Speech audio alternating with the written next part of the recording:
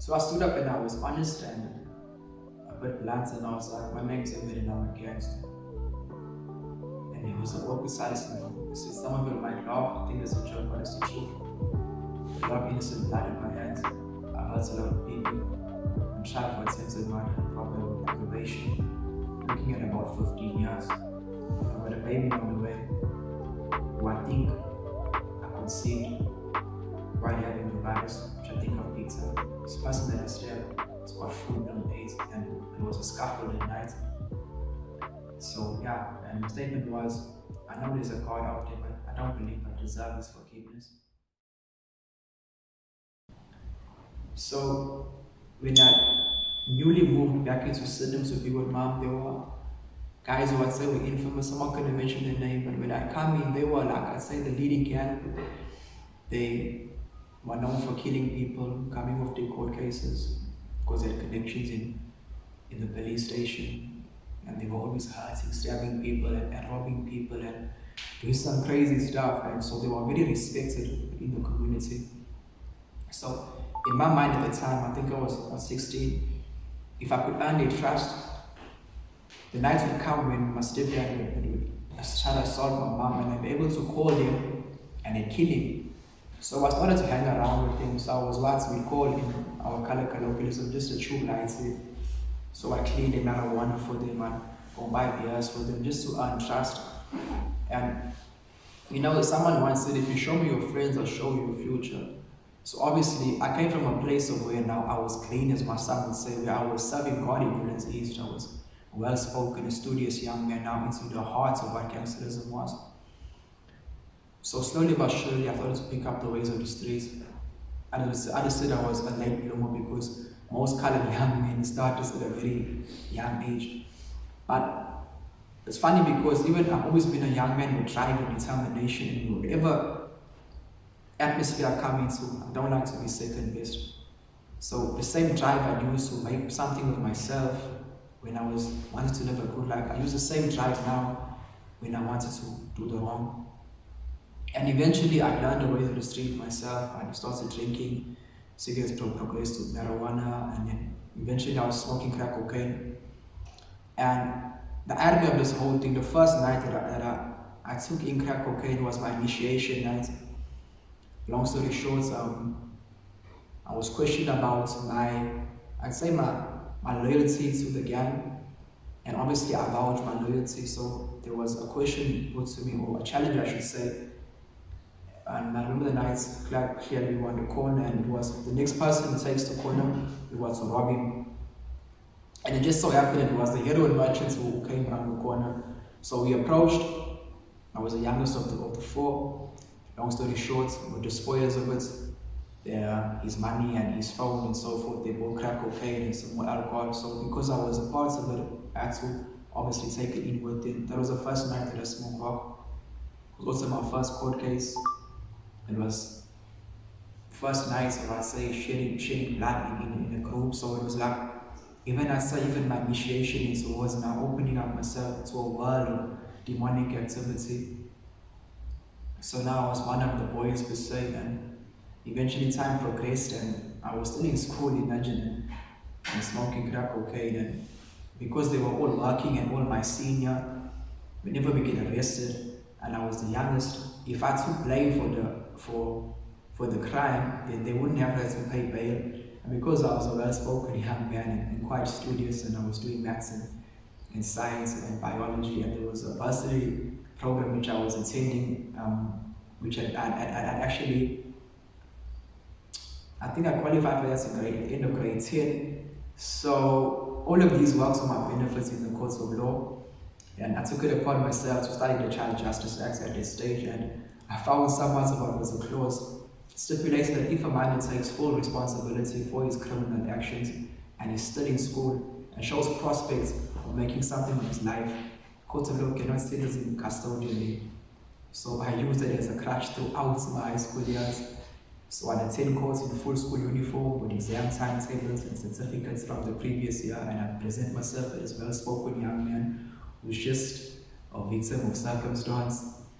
And that's how I breezed through. And for all Schedule 6 and attempted murders and severe robberies. I always worked my way out. Social workers never ever helped because I was trained what to say from a very young age. Mom was always scared that if the welfare knew the reality of what we were living, they'd take us away from us. So from a young age, I was trained how to not show emotion and how to cover the weakness of my home. So that's what I've done right through high school as well. So the system never ever assisted me. I don't know more with it until the time in which they got me fed up because both myself and my brother were regular names in the juvenile court. And I remember I'd done something that I think really got them to a place where they were fed up. Shelton was appearing, right? And I remember he appeared on the Wednesday, and mommy was unable to make it to court that day. So, yeah, it was the Wednesday. No, it was the. I was appearing on Wednesday. Yeah, I was appearing on Wednesday, and my accuse actually came in as my uncle because there was another case that I was appearing for. I picked up another GBH. And so he took me out in parents' custody, and one of the advantages, I should say, and I say this with all respect, but why we took advantage of the system was because a minor never ever paid bail, and because there was a social workers report, they came in, and all of these things. So if you came from a previously disadvantaged background, the court was always lenient on you. So I came out in parents' custody the Wednesday. The Friday, Shelton was appearing in court. I turned 18 the Thursday. Now, bearing in mind, same court, same magistrate, same social worker, same prosecutor. I come out as a minor on Wednesday, I'm back in court on the Friday, and my brother comes up from the box, and they request who's the adult that's here to represent the minor, and I come forward. So the court goes into an awkward silence, but once you hear as an accused just on Wednesday, I say yes, Your Worship, it was my birthday yesterday, and I present the ID. And technically, because of legalities, it was valid.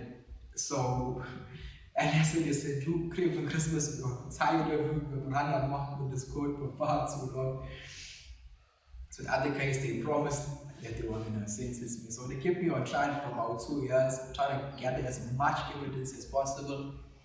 And gotten through school, I failed my matric year because the later stage had found out that the complainants had full-blown AIDS, and then I somehow started to feel like I was sick. I was always too scared to go get the test, and then my girlfriend also seemed sick at the time, and then found out she was pregnant, and still too scared to say anything to anyone. And yet the prosecutor was coming with his own personal vehicle to ensure the complainants came to court. Because even though we paid him off, they still wanted to convict both myself and my co-accused. The heat of the case had got to a place where he turned state witness against me. There were 2 witnesses. I think we even got moved up to high courts. It was a mess. So I was looking at 15 years. I thought I'd contracted the virus. Thought I'd given my girlfriend, who, in whatever limited concepts or understanding of what I thought love was at the time, then I loved her with all of that. I thought I also conceived a child with the virus. And I remember even eventually, because like I'm saying, I'd gone through the matric, I started working, but eventually ended up losing the job because I was appearing in court like twice a week at one stage, because I had still picked up another case in this time, because in the space of 2 years, I still would pick up a charge for GBH or for assault, because fighting was just something that we lived for. I mean, part of the thrill and the rush of the addiction was just that. And so yeah, I was age 19, maybe on the way, looking at 15 years. I just lost my job. Those that contracted the virus, and given the woman who I'd loved at the time, I can say, or my understanding was it was, I'd given her the virus. So I went into a severe state of depression. I could sleep for days and I'd just get up and drive myself to a park. So obviously the addiction increased, ecstasy, crack cocaine, alcohol, because reality was just, it was too sad to be upward.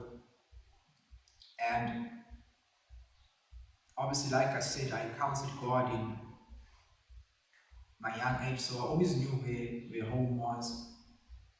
So I remember starting to go to church, and not because of a sense where I actually wanted to change my life or serve God, but sometimes we use God like He's a magician, and we believe in His lucky packet things. If I go to church, then God's going to forgive me, and So I started to go attend services, and there was a home cell meeting, if I remember correctly, of about 50 of us youngsters. And what I quite liked about the church is that it was very mixed, so there was a mixture of colors, Indians, blacks, whites, Congolese people, Zimbabwean, Chinese, it was nice. And then the question was, everybody just gets up and introduce themselves and say who they are and what God is doing in their life and what they got to be thankful for. And here I am sitting in this circle and I've got nothing to be thankful for. There's nothing good to say about myself.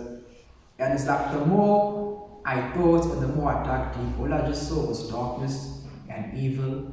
And so everyone, they stood up one by one, and I want to thank God, and I just got a call, and I'm studying this, and I bought my mother this, and it's getting closer and closer to Evin Christmas, and I've got nothing good to say. So I stood up and I was honest and a bit blunt, and I was like, my name's Evin and I'm a gangster. And there was a awkward silence in the room. I said, some of you might laugh, I think it's a joke, but it's the truth. A lot of innocent blood in my hands. I've hurt a lot of people. I'm tried for attempted murder, probably with aggravation.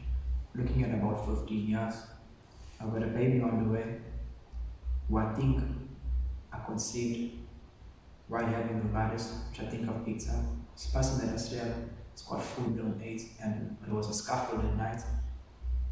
So yeah, and my statement was, I know there's a God out there, but I don't believe I deserve His forgiveness.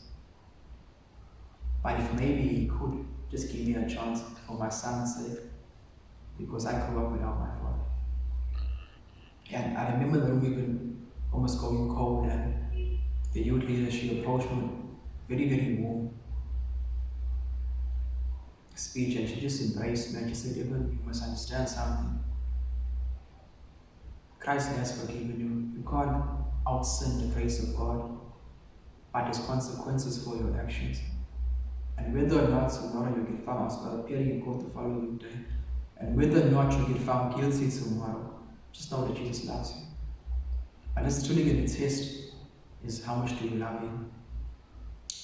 And I suppose you think that I was going to say this is where things turn around, but no. Went to court the following day, and the happenings actually shook me, because those who are familiar with the court process, they call withdrawals and remands first.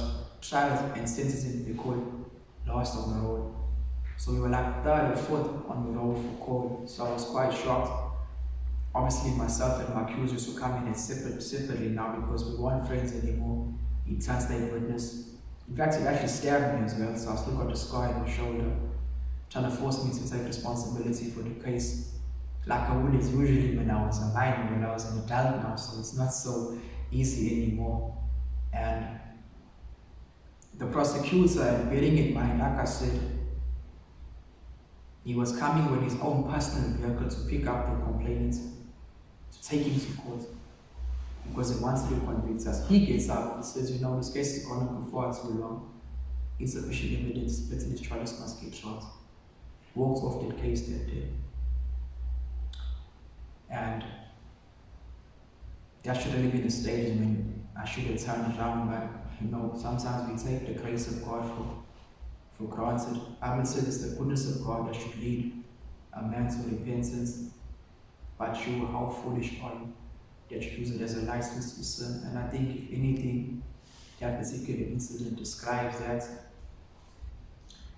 And I was free now, so I just use it as an excuse to dive even deeper into addiction.